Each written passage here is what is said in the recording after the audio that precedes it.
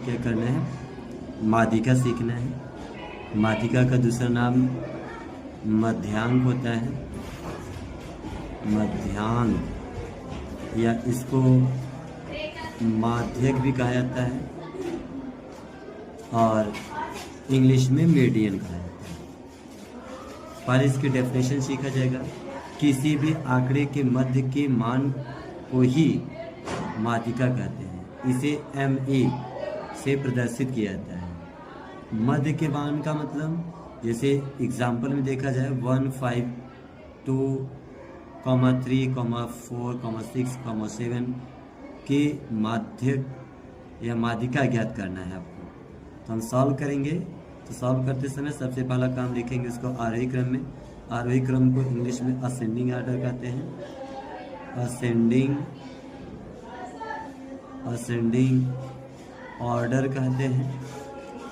बढ़ते हुए क्रम में इसको बोलते हैं। हम अपने डाटा को क्या करेंगे, एक क्रम में लिख देंगे। वो असेंडिंग भी हो सकता है, डिसेंडिंग भी हो सकता है। किसी भी आप क्रम में उसको व्यवस्थित कर सकते हैं। तो हमने क्या किया, सबसे छोटे वाले को पहले लिखा। बढ़ते क्रम में क्या होता है, तो उसके बाद उससे बड़ा, उसके बाद उसके बड़ा। इसी तरह से आप असेंडिंग ऑर्डर में कर लेंगे। तो ये परिभाषा बोला था कि मध्य के मान को। मध्य के मान का मतलब जो इसमें बीच में होगा, मतलब बीच में कौन है, ये देखिए 4 है। तो आप क्या करेंगे, आप डायरेक्टली चाहेंगे तो लिख देंगे ME = 4। ये आपका आंसर हो जाएगा। ये डायरेक्टली अनग्रुप्ड डाटा के लिए काम करता है। बट आपको करना क्या है, आपको करना है कि फॉर्मूला होता है, सूत्र होता है। सूत्र क्या होता है कि ME = n+1/2 TH टर्म होता है।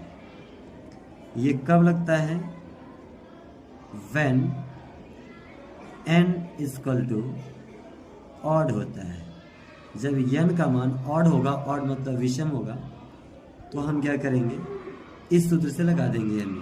तो ME = होगा n के स्थान पर उसकी काउंटिंग करेंगे 1, 2, 3, 4, 5, 6, 7 था, 7 + 1/2 और इसके बाद TH टर्म लिख देते हैं।